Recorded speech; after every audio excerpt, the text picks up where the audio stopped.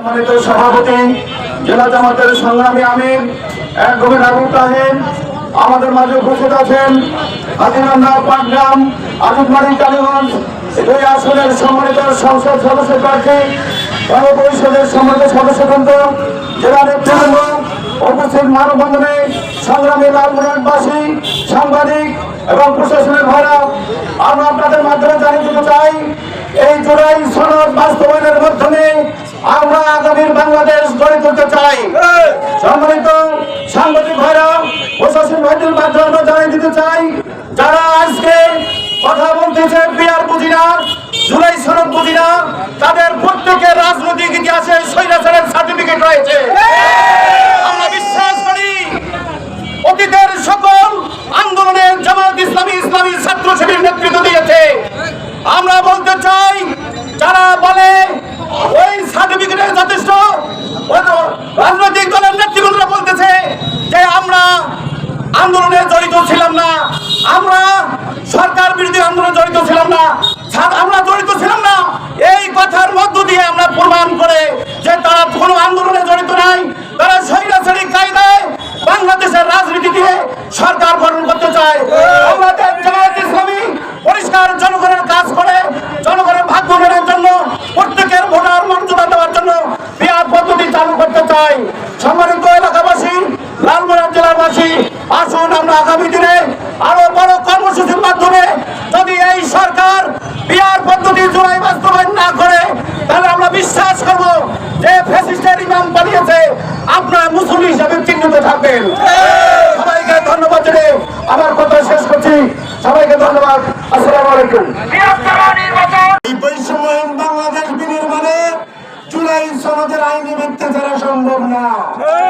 এখন একটি দল বলার চেষ্টা করে, কি বলে যে পরবর্তী সংসদ আসলে তারা জুলাই সনদ বাস্তবায়ন করবে।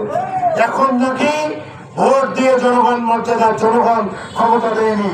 জুলাইয়ের বিপ্লব বাংলাদেশের জনতার সর্বপ্রথম তারা দেশের মানুষের অভিপ্রায় হিসাবে বাংলাদেশকে নতুন করে বানানোর সিদ্ধান্ত নিয়েছে, ঠিক কিনা? নির্বাচন নয়। এখন যারা বলেন নির্বাচন সংবিধানে নাই, জুলাই সনদের এগুলো সংবিধানে নাই, তাদেরকে বলতে চাই, এখন সরকার কোন সংবিধানে চলতেছে? এই সরকার জুলাই আন্দোলনের শহীদদের, যোদ্ধাদের আকাঙ্ক্ষার ভিত্তিতে চলতেছে।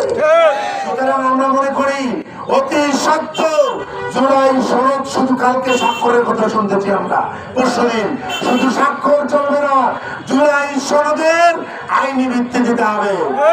আইন উপদেষ্টা আজকে বলেছেন আপনি যে এটা জুলাই সনদ স্বাক্ষর হচ্ছে, কিভাবে বাস্তবায়ন হবে, পরে ঠিক হবে, এরকম জনগণকে বেলকিবাজি দেখাবেন না। জনগণ শুধু জুলাই সনদ স্বাক্ষর চায় না, জনগণ জুলাই সনদের আইনি ভিত্তি চায়। সুতরাং আজকের এই মানববন্ধন থেকে আমরা দাবি জানাই, এদেশের 24-এর গণঅভ্যুত্থানের শহীদদের আকাঙ্ক্ষা, যোদ্ধাদের আকাঙ্ক্ষা, এদেশের সাধারণ মানুষের আকাঙ্ক্ষা বাস্তবায়নে অতি সত্ত্বর জুলাই সনদকে আইনি ভিত্তিতে দেওয়া হবে। বিয়ার পদ্ধতি 2 নম্বর দাবি। আমার একজন ভাই বলেছেন আজকে যে একটা দলের মহাসচিব বলে বিয়ার কি তিনি নিজে বোঝেন না। আমি বলি যে না, হয় জ্ঞান পাপী, জ্ঞান পাপী ছাড়া কথা বলতে পারে না। পৃথিবীর উন্নত 93টা রাষ্ট্রে এখন পেয়ার পদ্ধতি চালু হয়েছে। শুধুমাত্র একটি নিয়মে নয়, 8টি পদ্ধতিতে গোটা পৃথিবী জুড়ে পেয়ার পদ্ধতি চালু রয়েছে। আসলে পেয়ার বোঝেন না, তারা স্বৈরাচারী কর্মকাণ্ডে বাংলাদেশ পরিচালনা করতে চান, এই জন্য তারা পেয়ার পদ্ধতি চায় না। আমরা মনে করি আমরা পেয়ার চাই, এটা জনগণের উপর ছেড়ে দেন। গণভোটে পেয়ার পদ্ধতি ইনক্লুড করা হোক। এদেশের মানুষ যদি পেয়ার পদ্ধতি চায়, তাহলে আগামী নির্বাচনে উভয় পক্ষে পেয়ার পদ্ধতি বাস্তবায়ন করতে হবে। সপ্তাহবাড়ি পর্যন্ত আমাদের দীর্ঘ প্রায় 5 কিলোমিটার এই মানববন্ধন থেকে আমরা লালমনিরহাটবাসীর পক্ষ থেকে অন্তর্বর্তীকালীন সরকারকে জানিয়ে দিতে চাই, আজকে তো মাত্র এই ছোট্ট একটু আয়োজন আমাদের, যদি প্রয়োজন হয় আমরা বাংলাদেশের সকল ছাত্র জনতাকে নিয়ে মাঠে নেমে আমরা আমাদের এই দাবি আদায় করে ছাড়বো।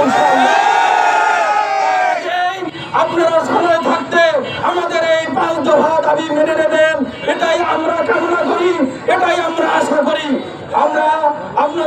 এখানে যারা সাংবাদিক বৃন্দ সাংবাদিক ভাইয়েরা আছেন আপনাদের মাধ্যমে এবং প্রশাসনের যারা কর্মকর্তা কর্মচারী বৃন্দ আছেন তাদের মাধ্যমে আমরা কেয়ারটেকার সরকারকে অন্তর্বর্তীকালীন সরকারকে এই কথাটা পৌঁছায় দেওয়ার জন্য আমি বিনীতভাবে অনুরোধ করছি।